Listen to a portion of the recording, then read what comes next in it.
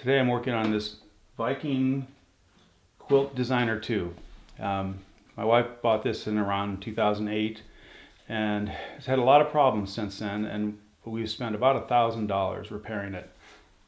Quit working again. The needle's supposed to move back and forth, it stopped moving. So she said either she was going to throw it away or I could fix it. So I decided to try to fix it. So right now I'm going to show you how to take it apart.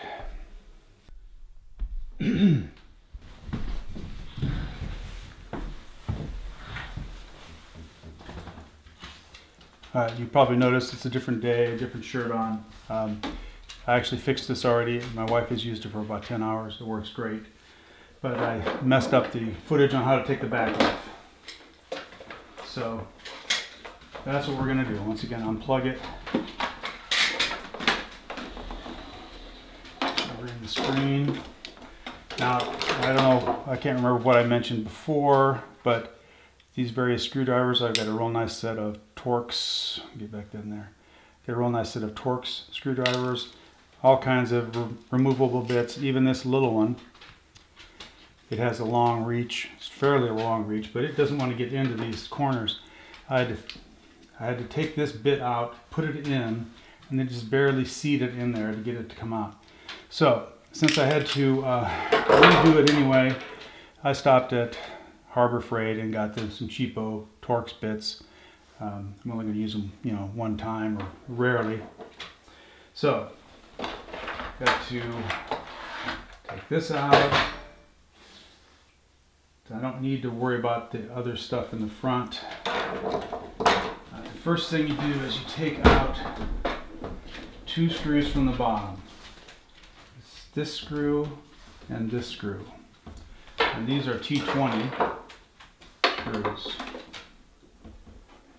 And you'll know you have the right screw because they're real long.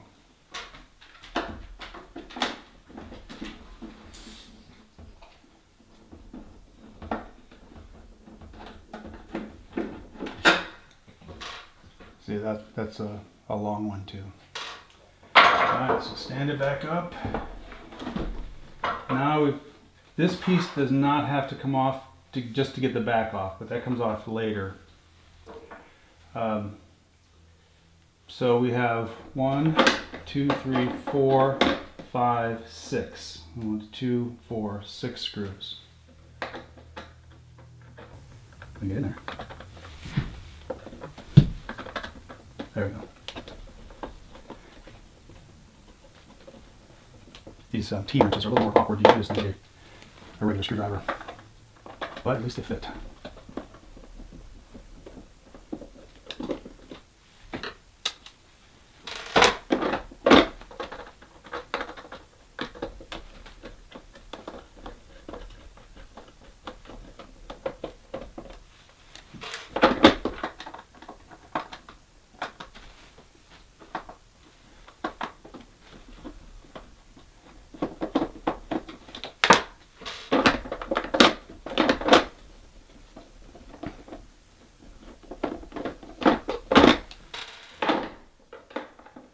I've had this apart myself 3 or 4 times, and it's been apart at the dealer and at the service person many times. Alright, so now this is the sort of scary part. It's snapped together here, here, here, and I think here, and you just got to pop it open. I use these plastic pry bars. They're for body work, upholstery work on cars. So you get in there and start prying it out. And it feels like you're going to break it, but the worst you could probably do is dent it if you use a regular screwdriver or something. You might use a nice smooth putty knife that's not sharp to pry this apart. So there's a snap right here and right here.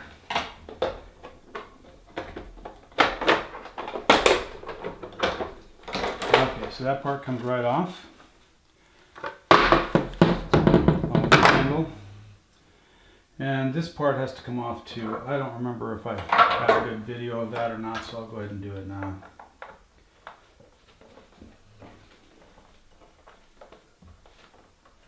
There's just one screw holding this.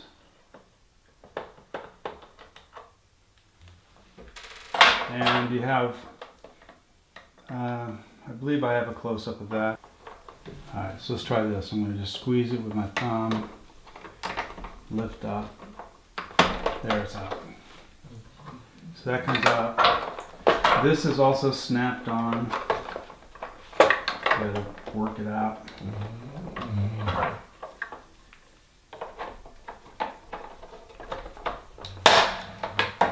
Don't like the sound, but it's been apart many times that way. Come on.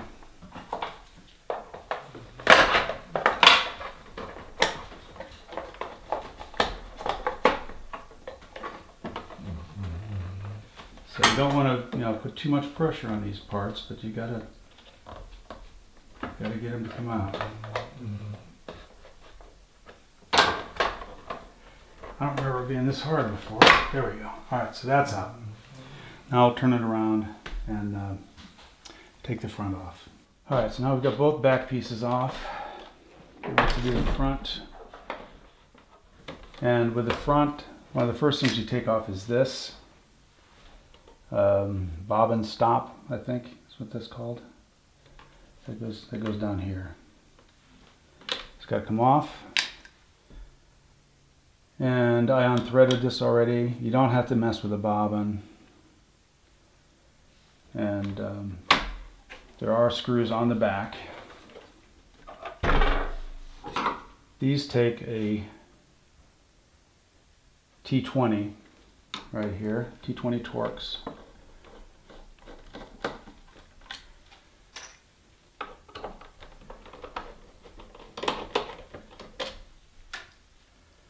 And that's all from the back side. Now from this side, we've got to get on the bottom again. And it's this one. Can you see that? Yeah, you can see it.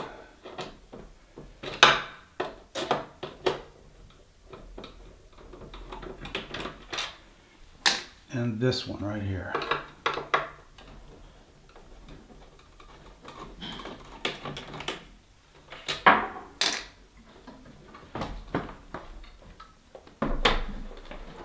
Okay. So this should just pull right off. I think it's snapped in place in one place. Oh, one other thing is this needle has to be all the way up before you try to take it out.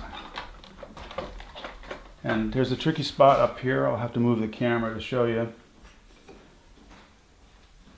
Well, there's a flat ribbon wire that gets tangled, so you have to hold that up and it'll come off. I'll show you. See this wire right here?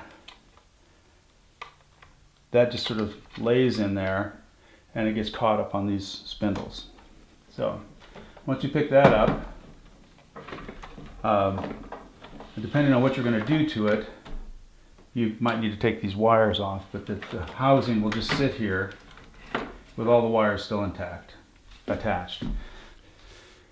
All right, so the culprit, in this case, it didn't make the needle move back and forth. There's a stepping motor here. There's another stepping motor. Hopefully that one won't burn out because that looks like it's going to be hard to change. So I replaced it. I don't have footage of that. Here's the original. I just snipped off the wires and soldered and heat shrink tubed the connections together. So let me show you how to take it apart. All right, so there's a ground up here that's in the way. That's got to come off. Can you see that? Can you see the ground? Yeah. All right, now be careful when you take this off because there's a washer right here that'll try to fall down inside the machine. So hang on to that washer. Put it in your little tray. And this wire, this ground wire gets in the way, so I just loosen that a little bit. I don't know if I told you, this is back to the T10 Torx, so that wire can be out of the way. So take out the upper screw, T10 Torx again, and this is a Screws right into this plastic housing part. Then there's another screw right here. Now this screw, it screws into an eccentric. It's not a nut exactly, it's just a sleeve. And that sleeve is what the gear that's driven by the stepping motor indexes against every time you start the machine up. So you'll start the machine, it'll go through a calibration cycle, and it'll run this stepping motor until it hits a stop, and then it'll back it up a certain amount. And so you have to adjust this eccentric cam right here. I'm going to try to get a picture of it before I take it out. It's hard to see even when I'm standing here with glasses and a flashlight.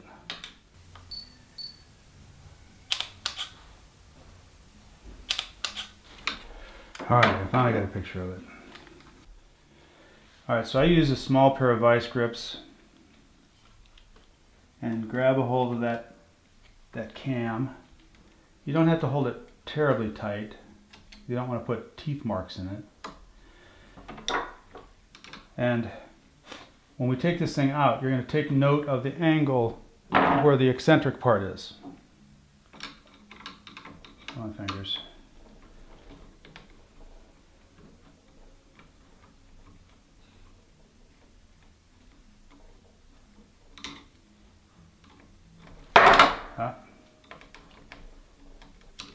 Okay, we're loose. All right, so in my situation here, if you can see in that far or not, we're not perfectly focus up there. That's about the angle. So that's where I'll start when I try to recalibrate it. Okay, so put that in the tray. So we've got a fine thread screw that screws right into that. So I'm going to put it in here so it doesn't get lost. Now, if you're a real Viking mechanic or repairman, you probably have a special tool that engages that slot right there, but I don't have one. This works. All right, so then you just take it out. It just comes right out. These wires are a little bit in the way. And so this bottom plug has got to come out, and it's just use your fingernail and you can pry this up and it'll come right out without too much force. Now you can see the original. Put these side by side. It's well, I can't show you the original because I had to whittle away some here on this plug to make it work.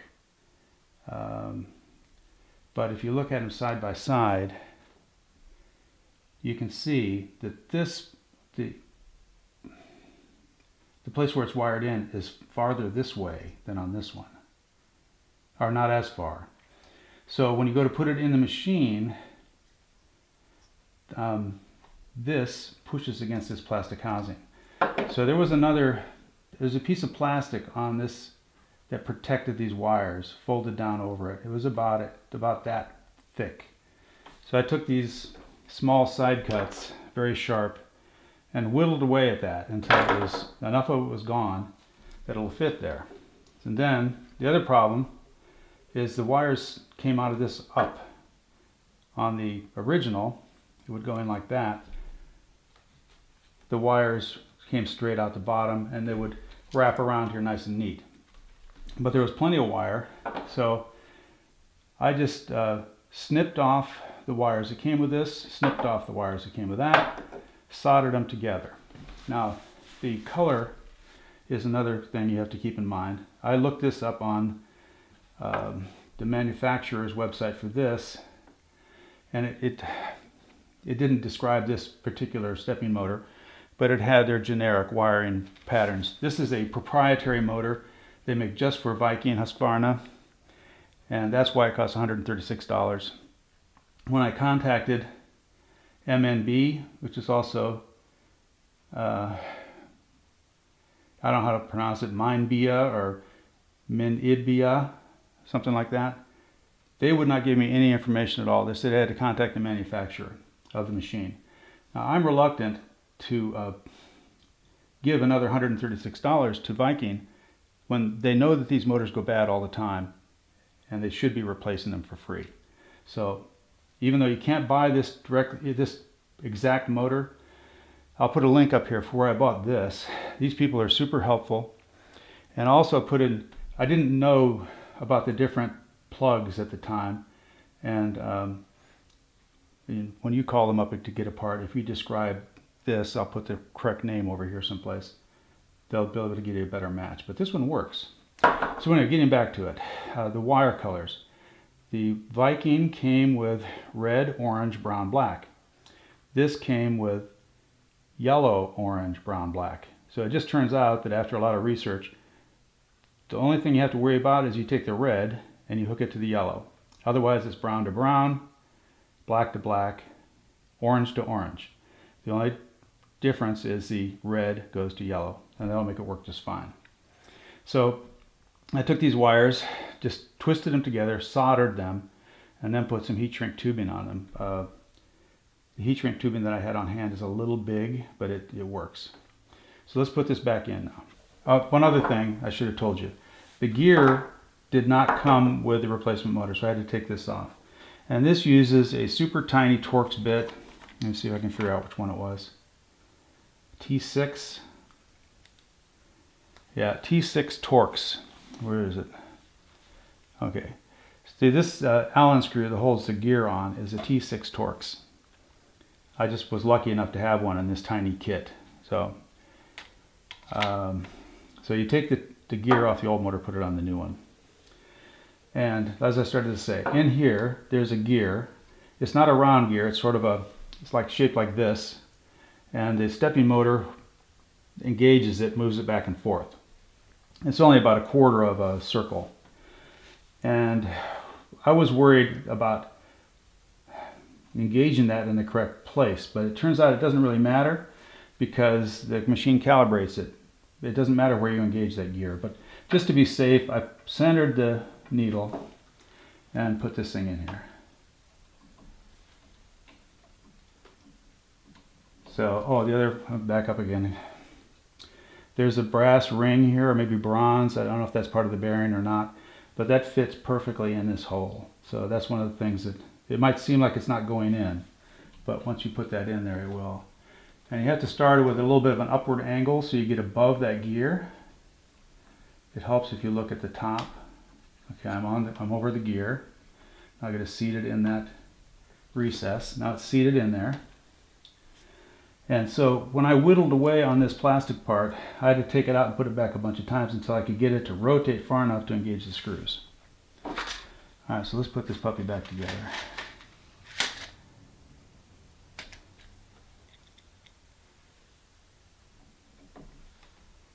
So as I've pointed out in other videos, when you put a screw, especially into plastic, you don't want to tear up the existing cut threads in there.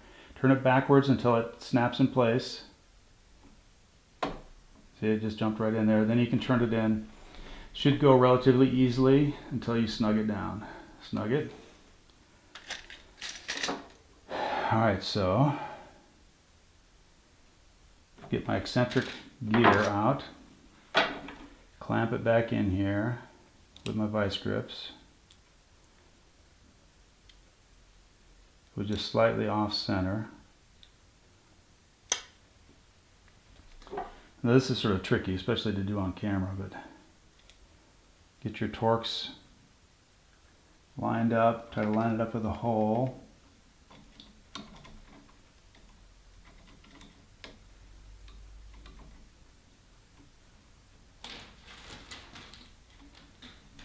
So you just have to wiggle it back and forth until you feel it engaging the nut, the eccentric cam. So that's in there now.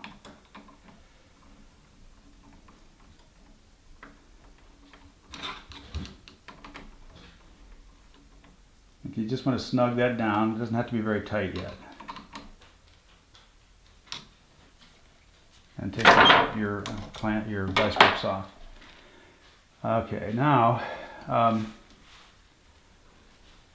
these don't seem to interfere with anything, but these heat shrink tubing. But I shoved them back in here to get them out of the way as much as possible.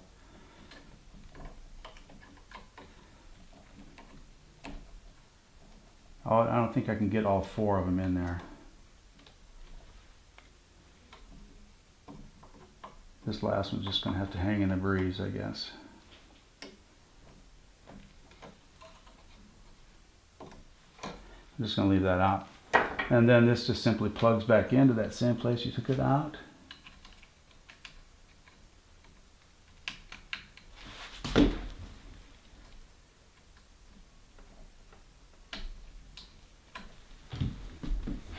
And we're going to put our ground back. Once again, we get that washer. Be careful not to drop this down into the bowels of the machine.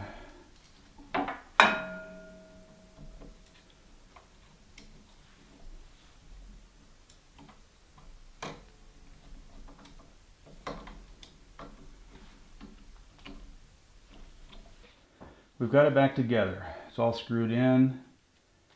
Now, got to plug it back in while it's disassembled. So it's plugged back in. Make sure that any of your jerking around here did not pull any wires loose. And speaking of the various wires and the computer circuits, the manual suggests that you use a static wrist strap, which I have not done. All right, so I'm going to turn it on and turn it back off again to recalibrate it.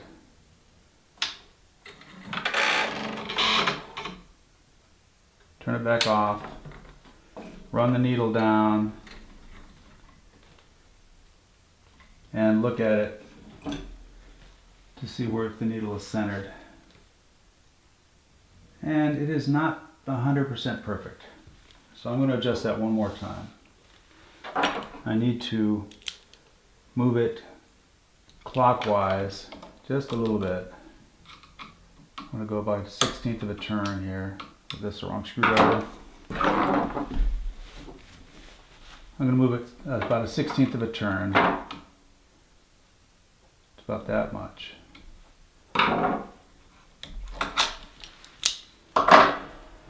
Turn it on, turn it off.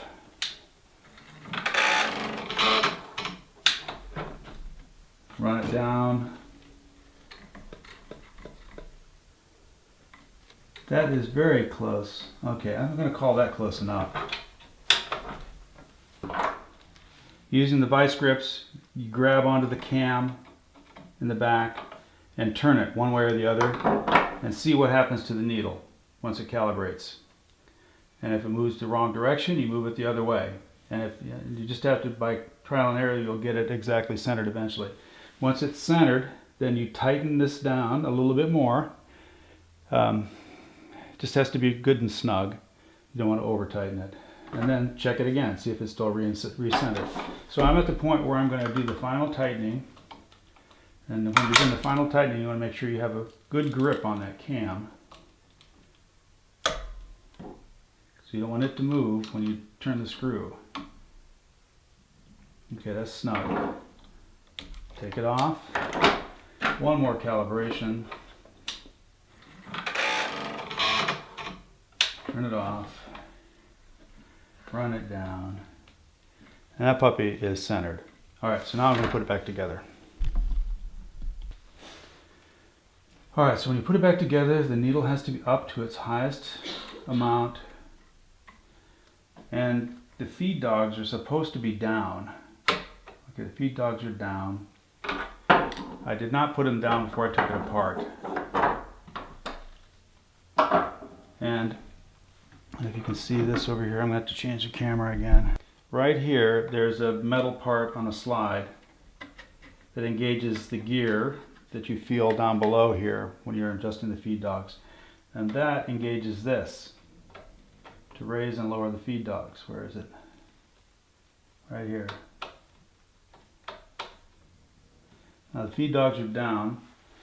So what you have to do is make sure that this metal tab fits in here when you put it together.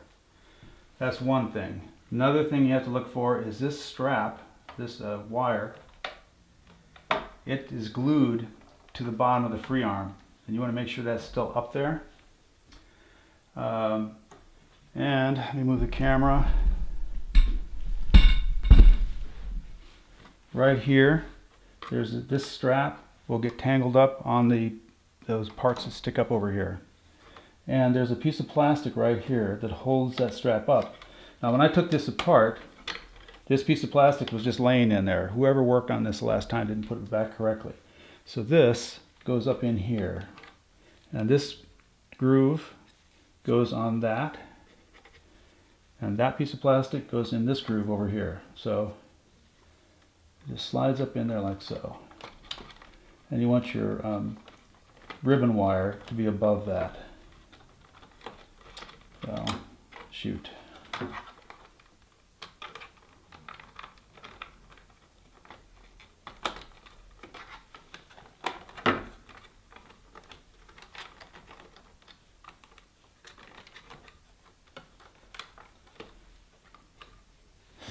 Okay, so here is that good example.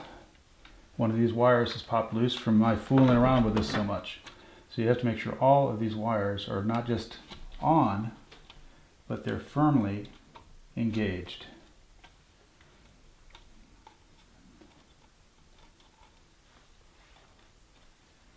Okay.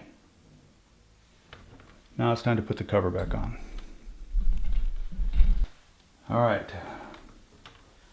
Now move it around.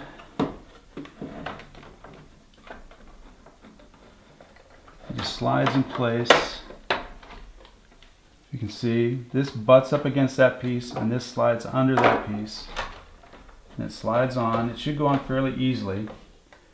The only difficult spot, if you've gotten all those ribbons and stuff not tangled up, so we're good here, is right here. This bobbin gizmo doesn't want to engage. I have to push it down and then you move over it. Okay, so then it should go right together.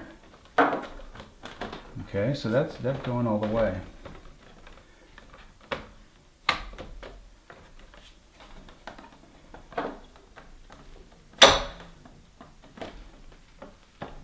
Okay, I think that, oh, I forgot to make sure that this, I have to pull it back out again because I forgot to make sure that this part was engaged. Let me get down in here.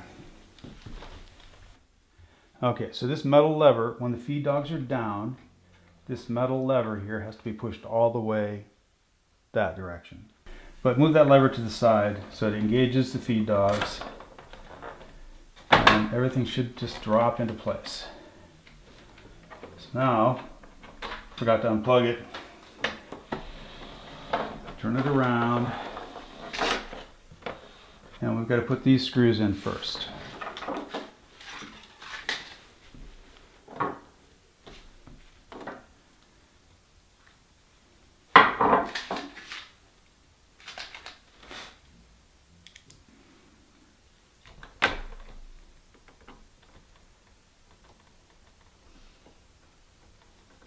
So this thing has been to the repair shop so many times that these screws are probably boogered up a little bit.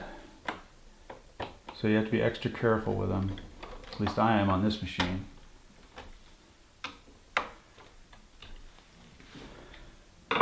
So I was lucky on this machine that my wife could figure out what was going on, and it was just mechanical. So I didn't have to do any electrical diagnostics. All right, let's slide this thing in here.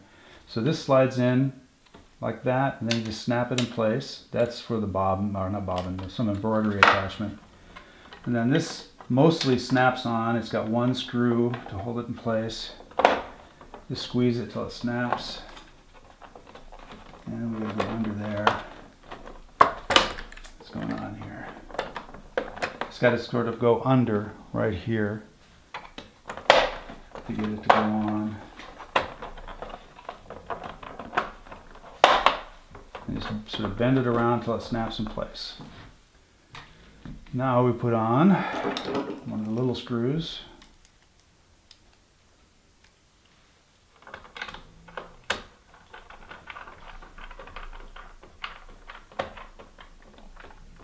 Just a moderate amount of torque there. These are plastic, you don't want to strip them. This is the trickiest part to get on, I always thought. Now you got this ribbon that's got to be below this channel right here. Pretty much nothing else is in the way. You just got to snap in. Alright, so let's turn this so you can see that better. Oh, I want to forget one of the main things is the handle. The handle goes up in here. Now, at one of the points when this handle should not have come loose from this part. But one of the repairmen, or maybe just in the transit, I don't know, the little ears that hold that in place broke off. It still works once we get it together. Alright, so if yours is broken like this one, make sure you put the handle in this way. Just like that, so when it lays down it's correct.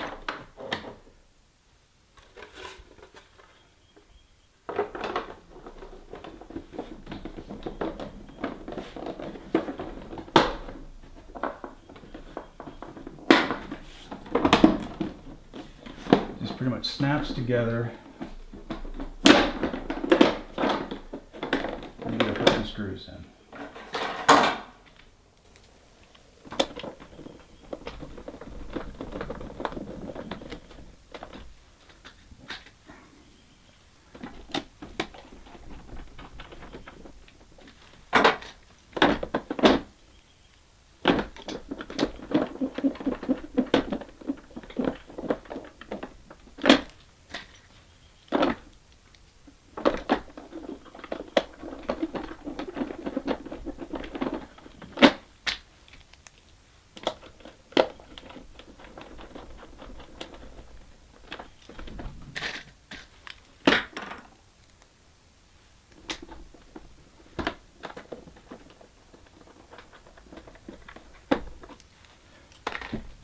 Now for the bottom two. Actually, the bottom four, because I didn't put the front screws back in. This is one of the, here's one of the back screws. The back cover.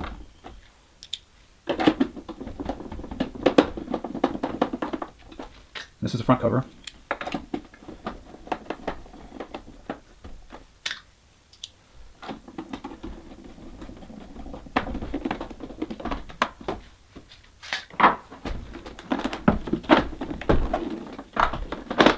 Alright, I put the bobbin winder stop back on there. It has nubs on there, but the stop does not seem to have any. Maybe that's adjustable. Okay, so that's back together. It's ready to be tested.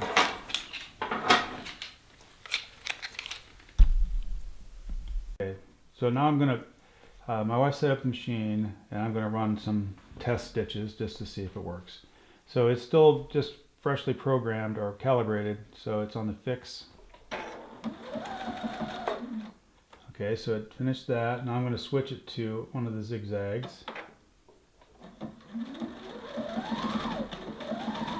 can see the needles moving back and forth. We'll switch to a different one.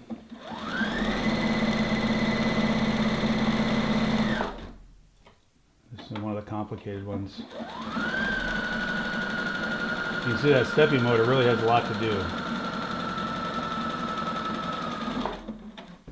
Alright, so it's fixed. I should mention one of the reasons we knew it was a stepping motor, even though my wife diagnosed it before I took it apart, is the stepping motor was hot. When we took it apart and tested it, the stepping motor, this did not move, but the stepping motor got hot. That's always a bad sign. Okay, you're still here. So I just want to say that when this machine works, it's a wonderful machine. It sews very well. My wife has had a lot of fun using it, but it has broken a lot. Like I said, we spent $1,000 on repairs. Frequently, when we take it to the repair shop, it does not come back fixed, but it still costs money. We've, we stopped taking it to the local guy. We even took it to one of the nearer, a big city that's fairly near to us.